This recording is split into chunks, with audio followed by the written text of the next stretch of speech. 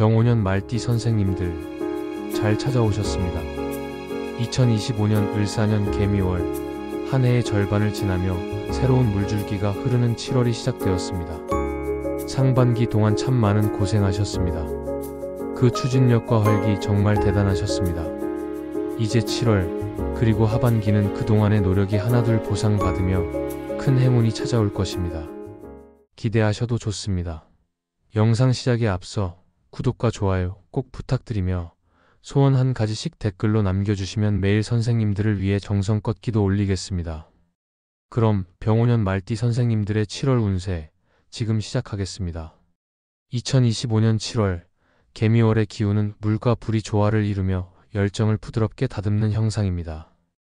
병오년 말띠 선생님들께서는 그동안 멀리 내달리던 계획들이 안정된 흐름으로 자리 잡으며 답답했던 일들이 서서히 풀리는 흐름을 느끼실 겁니다.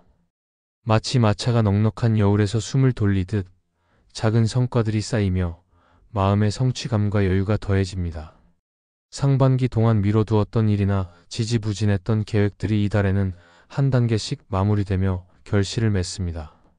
다만 개미월의 물기운이 지나치면 감정이 예민해질 수 있으니 서운한 마음이나 묵은 생각이 떠오를 때는 가벼운 산책이나 명상으로 마음을 환기시키시길 권합니다. 이달은 속도를 조금 줄이며 차분히 점검하는 데 적합하니 잠시 숨을 고르며 주변을 둘러보시면 좋겠습니다.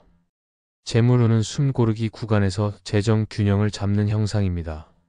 수익은 변함없이 들어오나 지출이 동반되니 상반기에 미뤄두었던 금융 정비를 마무리하면 불안 요소가 줄어듭니다. 특히 정기 저축이나 보험 점검을 이달에 마무리하면 재정의 숨통이 트입니다. 중순 이전, 예상치 못한 재물 소식이 들릴 수 있으나 확인되지 않은 제안은 끝까지 검토한 뒤 결정하십시오. 재물은 물처럼 흐르는 성질이 있으니 들어오는 돈은 신중히 관리하고 나가는 돈은 계획적으로 사용하시면 안정감이 커질 것입니다. 건강운은 다리, 허리, 혈류순환이 핵심입니다. 개미월의 습한 기운이 관절을 무겁게 만들 수 있으니 해질 무렵 20분 걷기 운동으로 체열을 발산하시길 권합니다. 전분이 많은 음식은 피하시고 단백질과 신선한 채소 위주의 식단으로 혈당을 안정시키면 좋겠습니다. 장마철에는 실내 공기가 무거워질 수 있으니 집안 환기를 자주 하고 외출 후 손을 깨끗이 씻는 습관으로 면역력을 지키시길 바랍니다. 규칙적인 수면과 가벼운 스트레칭도 건강을 다지는 데 큰 역할을 할 것입니다. 귀인운은 바람이 세 갈래 길을 열어주는 형상입니다. 이달 가까이 하면 기란띠는 호랑이띠, 개띠, 양띠입니다. 호랑이띠는 진심 어린 격려로 기운을 북돋우고 개띠는 따뜻한 공감으로 마음의 휴식을 주며 양띠는 실질적인 도움으로 문제를 해결해 줍니다. 이들과의 교류는 큰 결실로 이어질 것입니다. 반대로 쥐띠, 소띠, 토끼띠는 리듬이 엇갈릴 수 있으니 중요한 협력은 피하시길 권합니다. 쥐띠는 속도 차이로 엇박자가 나고 소띠는 고집으로 인해 답답함을 느끼며 토끼띠는 사소한 오해로 갈등이 커질 수 있습니다. 좋은 인연을 가까이 두고 불필요한 갈등은 정리하는 지혜가 필요합니다. 이달에 도움을 주는 귀인과 길신의 기운은 5가지입니다. 첫째, 월덕귀인은 뜻밖의 귀인을 이어주며 새로운 기회를 열어줍니다. 둘째, 천덕귀인은 가정 내 평안을 지키며 잡음을 줄여줍니다. 셋째, 국인성은 관공서나 공적인 자리에서 문이 쉽게 열리도록 돕습니다. 넷째, 문곡성은 공부와 문서운을 밝혀 계약서나 자격증 준비에 유리합니다. 다섯째, 천을귀인은 돌발 상황에서 보호막처럼 작용해 위기를 막아줍니다. 이 기운들을 잘 활용하시면 일이 수월하게 풀릴 것입니다. 길한 날짜는 7날로 3일, 9일, 10일, 16일, 21일, 24일, 29일이 좋습니다. 이 날들은 중요한 결정이나 약속을 잡기에 적합하며 특히 12일과 24일은 문곡성의 기운이 강해 거래나 이동에 유리합니다. 이 날들을 활용하시면 일이 한결 순조로울 것입니다. 조심해야 할 점은 2가지입니다. 첫째, 고속으로 달리다 주변의 세심한 신호를 놓칠 수 있으니 중요한 문서는 2번 확인하십시오. 둘째, 여름 복사열로 탈수가 쉬우니 수분을 자주 섭취해 몸의 균형을 지키십시오. 이 2가지를 유의하시면 7월은 순풍으로 변해 넓은 지평이 열리는 달이 될 것입니다. 명리학은 세상을 이루는 5기운과 음양의 흐름으로 사람의 탄생과 삶을 바라봅니다. 목은 새벽의 숨결처럼 성장과 시작을 품고, 화는 한낮의 열기처럼 열정과 기쁨을 밝히며, 토는 늦여름 들녘처럼 평형과 신뢰를 다지고, 금은 서늘한 가을 바람처럼 통찰과 규범을 세우며, 수는 겨울의 깊은 물처럼 지혜와 가능성을 품습니다.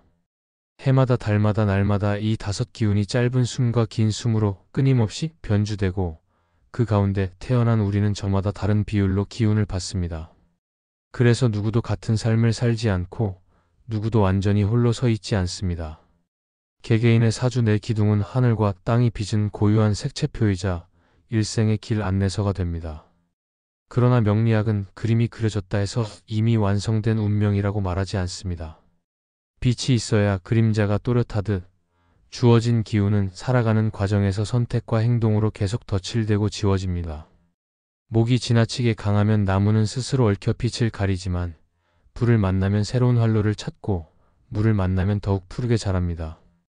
반대로 물이 너무 많으면 스스로의 깊이에 잠기지만 흙이 머금어주면 생명력을 잃지 않습니다.